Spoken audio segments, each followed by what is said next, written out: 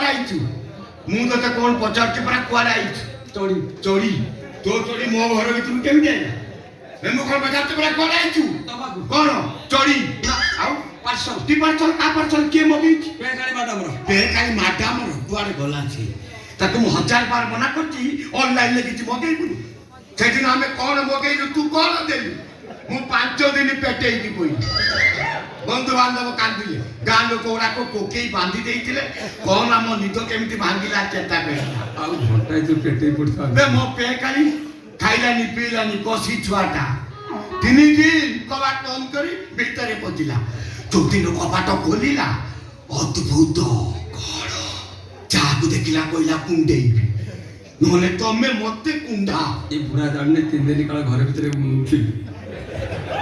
ମତେ କଣ କିଛି କହିଲୁ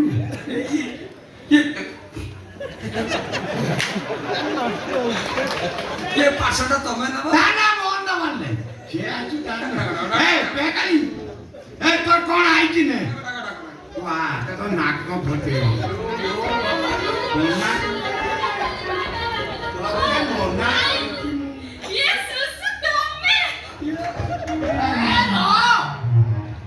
ପୁରା ହେମାଳିକି ମାରି ଯାଉଛୁ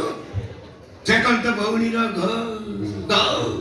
ଘର ମାଲିକ ନା ତା ଭଉଣୀର ଘର ମାଲିକ ନୁହଁ ଘଟଣା କର ବନ୍ଧୁ ଆଉ କି ବନ୍ଧୁ ଏଇ ପାର୍ସଲ ଦବା ନା ଆଉ ଏତେ ଦବା ବନ୍ଧୁ ହବା ଦରକାର ନାହିଁ କଣ ଦବା କଥା ଦେ ପଇସା ଦେ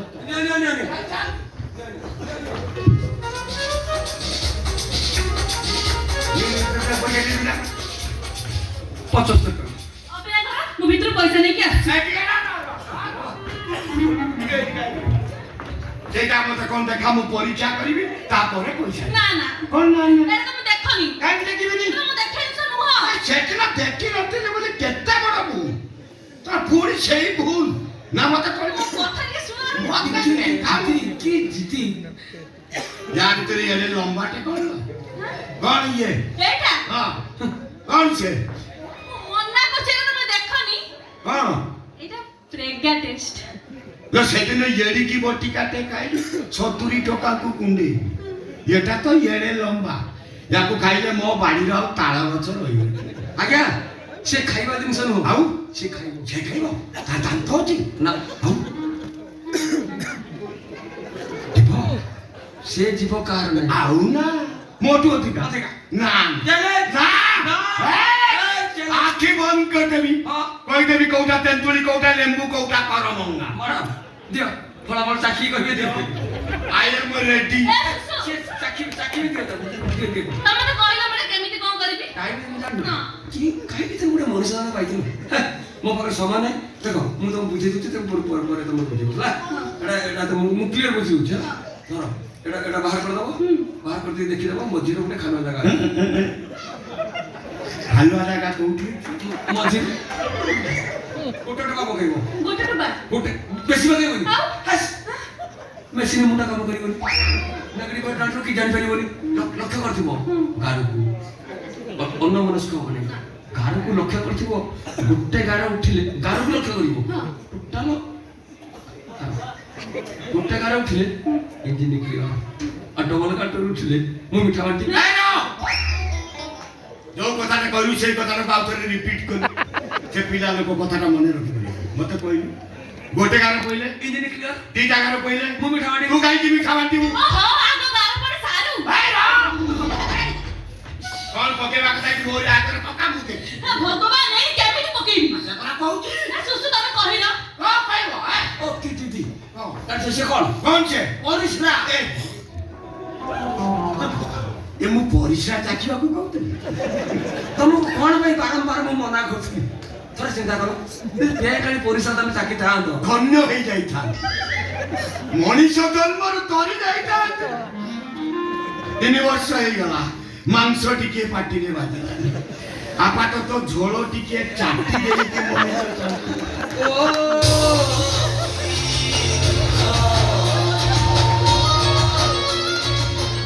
ଏ ଟକା ଯୋଉ ଗାର କହୁଥିଲୁ କଣ କିରେ ଗୋଟେ ଗାର ଦିଟା ଗାର ପ୍ରୋବ୍ଲେମ କଣ ତମେ ଜାଣିନ ନା ମୁଁ ତ ଜାଣିନି ତମେ କାହିଁକି ବଞ୍ଚିଛ ନକ୍ସଲିଆ ଲୋକ ଆଉ ଗୁରୁତର କଥା ଆଜିକାଲି ଜନସଂଖ୍ୟା ହଉଛି ବଢୁଛି ପ୍ରବଳ ମାତୁଛି କଣ୍ଟ୍ରୋଲ ବାହାରେ ବାହାରେ ତେଣୁ ଦୁଇଟି ସନ୍ତାନ ଅଧିକା ହବା କଥା ନୁହଁ ଭାରତ ମାତା କି ସବୁ କଥା ତ ପରିଷ୍କାର ବୁଝେଇଦେଲୁ ଭାରତ ମାତା କି ଜୟ କହିଦେଲୁ ହେଲେ ମେନ୍ ଜାଗାକୁ ତ ଯାଉନୁ ଆଉ କୋଉଟା ଖସୁରୁଛୁ ଆଉ କୋଉଟା ସେଇ ଗାର କଣ ଗୋଟେ ଗାର ପଇଲେ ନୋ ପ୍ରୋବ୍ଲେମ ଦିଟା ଗାର ପଇଲେ ତୁ ମିଠା ବାଣ୍ଟି ତା ମାନେଟା କଣ ମତେ ବୁଝା କଣ ତା ଦିଟା ଗାର ଆସିବା ତମର ତମର ଚାଲ ମିଠା ବାଣ୍ଟିଆ Yes!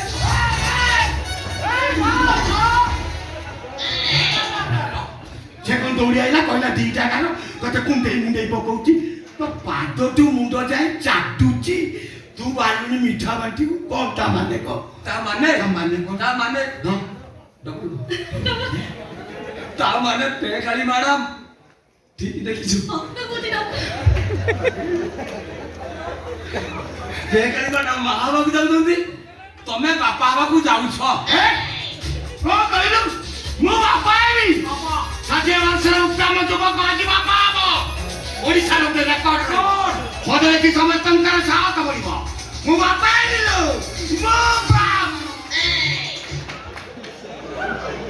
ମୁଁ କେମିତି ବାପା ହେବି ବୁଝା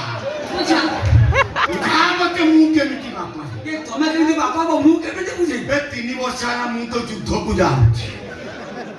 ମୁଣ୍ଡରେ ପକେଇ ବାନ୍ଧଉଛି ଘୋଡ଼ା ଉପରେ ଚଢି ଯାଉଛି ଯନ୍ତ୍ରପାତି ଧରି ଯୁଦ୍ଧକୁ ବାହାରି ଯାଉଛି 3 ବର୍ଷ ହେଲା 3 ବର୍ଷ ରେଗୁଲାର କଣ୍ଟିନ୍ୟୁ ମୁଁ ଚାଲିଛି ଶତ୍ରୁ ଆଇଲା ବେଳକୁ ମୋ ଯନ୍ତ୍ର ନାହିଁ ଖାଲି ଖୋଳଟା ପଡିଛି ମୁଁ ଯୁଦ୍ଧରେ ଜିତିଲି କେତେବେଳେ ରାଜା ହେଲି କେତେବେଳେ ବାପା ହେଲି କେତେବେଳେ ମୋ ଆଗରେ ଗାଲୁ ପେଲୁଛୁ ରେ ଶଳା କଣ ଭାଷା ଠିକ କର ଲାଙ୍ଗୁଏଜ ଭାଷା ଠିକ କର ଲାଙ୍ଗୁଏଜ ମତେ ଶିଖାଉଛୁ ବେ ତୁ କେବଳ ଶଳା ନୁହଁ ତୁ ପର ବଙ୍ଗା ପର ମାଇ ପପିଆ ରେ ତୁ ବାରମ୍ବାର ମୋ ଚରିତ୍ରକୁ ତୁ ସଂହାର କରୁଛୁ ଜାଣିଛୁ ଏହାର ପରିଣତି କଣ ହେଇପାରେ କଣ ହବ ଦାହା ଭୟ କରିବୁ ନାହିଁ ଦମ୍ଭ ଅଛି ଦେଖା এই দে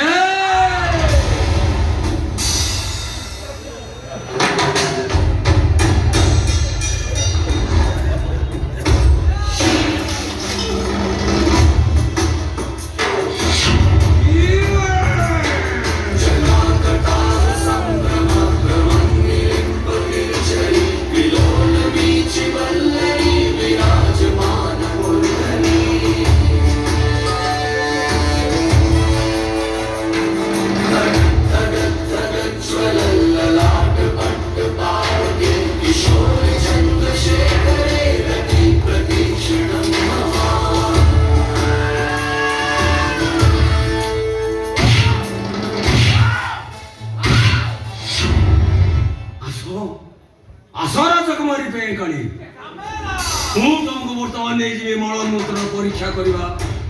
ଆଜବେଷ୍ଟ ପଛପଟେ ଚାଲ